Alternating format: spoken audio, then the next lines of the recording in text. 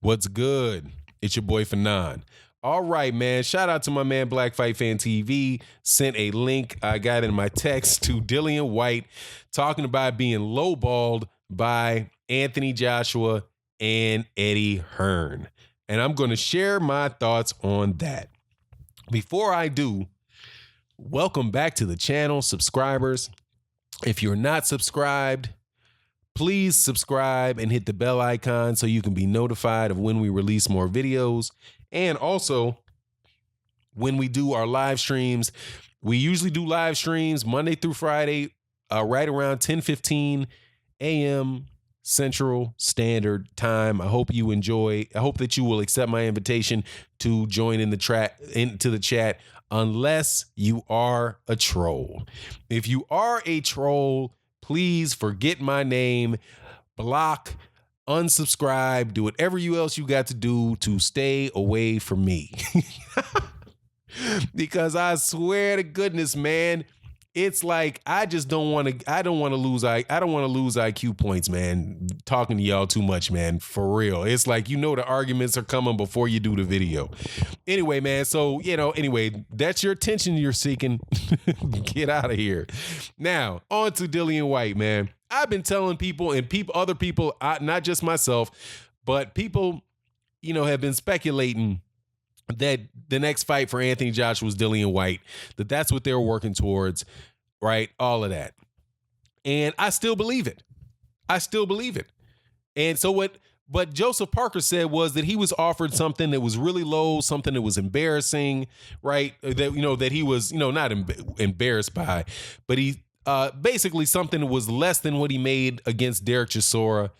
Dillian Whyte talked about how hard he had worked to make himself a pay-per-view star in the UK and blah, blah, blah, blah, all that good stuff. So he wants more money to fight Anthony Joshua. Now, here's my thing. This is what I've been telling people. If you are supposed to be this big money man with all the money out there and all that stuff, people are going to want to get paid well to fight you. Period. Mike Tyson, if he's bringing in $100 million in a fight, people want to get career high paydays against you because the event is big and they're part of the event. That's how it goes. You have two fighters. They both partake in the event. Until boxing becomes a single man, until we adapt boxing and change that crap into figure skating, right? Unless you change it into figure skating, or something like a concert where you can just have one solo act singer out there doing their thing, they're going to have to they have to cut the pot with the other guy, right? Now, that's why I say I can understand why Dillian Whyte's like, nah, man, I want big money. I want more money than Joseph Parker got it because this fight will be bigger with me and Anthony Joshua than Anthony Joshua would be with Joseph Parker. Whether that's true or not, I don't know. I have no reason to doubt it, though, because Dillian Whyte has been getting promoted up the wazoo by Matchroom Boxing. Matchroom Boxing has put him in the position. He brought him to the United States to fight Malcolm Tan, right? They put him on several pay-per-views in a row. Though I got to tell you, I have a hard time with the concept of that, right? But I'll say that for another conversation, man. Go check out my man, Best Fight the Best Boxing. He'll explain to you exactly why charging only one group of people for your fight while everybody else in the world watches it for free doesn't necessarily make you a pay-per-view star. I'll save that logic for, come to the live streams and we'll discuss that there. However, they're going to want the most money they can get out of that fight because they figure that they're part of the show. Hey, man, we're not fighting for free. Got to pay up.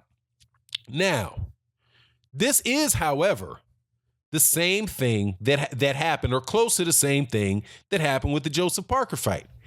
Joseph Parker was looking to defend his WBO.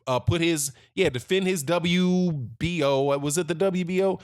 His WBO belt against Anthony Joshua, and Eddie Hearn and his promoter claimed that they were lowballing Joseph Parker. and they weren't going to take the first offer, and they didn't take the first offer.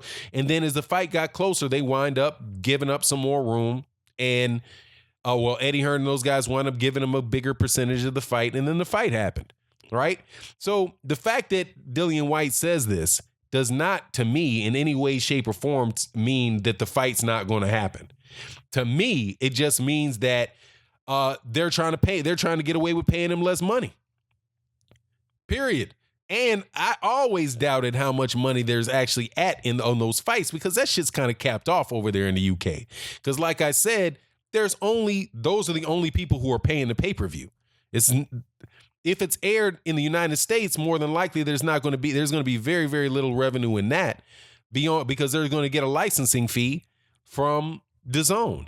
And ain't nobody going to watch it on DAZN because not that many people have DAZN here. So it's not like it's not a worldwide pay-per-view event. It's a UK pay-per-view event. There's some question about whether or not they're going to be able to sell out the Wembley Stadium for a Dillian Whyte Anthony Joshua fight. His last fight against Alexander Povetkin did not sell out. So, hey, who knows, man, what it's going to be, especially since they changed those regulations over there, which don't allow you to mark up, don't allow secondary ticket sellers like StubHub, right? I think StubHub is the one that's out there. StubHub, I think those are the people that endorse Anthony Joshua, that are going to allow them to mark up the prices for the fights by more than 10%. So it kind of takes out that whole, snatch a whole block of tickets up and make sure they go to StubHub and sell them on StubHub versus being able to get them at face value, right? It takes away a lot of the revenue related to that. So pockets got a little tighter. Not not on the total number, not just because of the total number of people watching, but the amount of money that they can charge for the tickets. So that's what I think is going on. But I guess maybe 80 to 90% sure that it's going to be Dillian Whyte versus Anthony Joshua. And right now this is the second week in January, right? So we're less than 12 weeks away from there, right? February, March, April, right? So we're about 12 weeks out of the fight. You have 8-week training camps, right? 12 ring training camps. It's time for these guys to start getting ready for it. They got to start selling the fight. So who else is he going to fight? Deontay Wilder is very clear that he's not fighting Anthony Joshua next. He wants to fight Tyson Fury. Tyson Fury said that he wants to fight Deontay Wilder. So those two guys, those which are the two biggest fights that you can make out there in the UK with Anthony Joshua, both of those guys say they're not going to fight Anthony Joshua next, that they're going to fight each other. I hope that turns out to be the case, because I want to see another really good heavyweight fights in 2019. Though I don't like, things haven't gone in the heavyweight division exactly how I would want them to go. Still have got, a lot of conversation, a lot of interest in the heavyweight division. Not necessarily because the best are fighting each other, other than Deontay Wilder and Ortiz and Deontay Wilder and Tyson Fury. But, separate from that, a Dillian Whyte versus Anthony Joshua fight, it would be something I'd be interested in to watch. I would be interested in watching it. I don't think that it's a top level fight, and I think we already seen the outcome of that one time. But who knows, man? Like I said in a video that I'm going to release a little later today about Mikey Garcia and Errol Spence, you don't know what's going to happen until you get in that ring, and you got heavyweights. So Dillian Whyte can hit hard enough to put Anthony Joshua out. Anthony Joshua gets wobbled in a lot. I thought I saw him get wobbled by a body shot against Joseph Parker. I thought I saw him, I don't know if he was necessarily wobbled, but he got his attention. But Alexander Povetkin got his attention.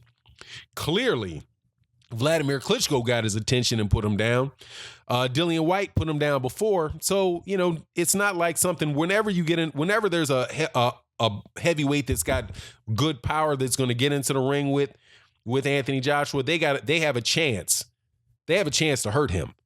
And similarly, one of the greatest heavyweights, in my opinion, in my lifetime was Lennox Lewis. You can say the same thing about Lennox Lewis. The question is, could you actually get there and could you hit him, right? Could you hit him? And A couple people did. Oliver McCall got him. Hakeem Rahman got him, put him on Dizzy Street, and there you go. So anything can happen. But as far as this thing, I just think I just think that it's monetary posturing or posturing by Dillian Whyte, trying to put it out there in the media to try to push to get more money out of the fight.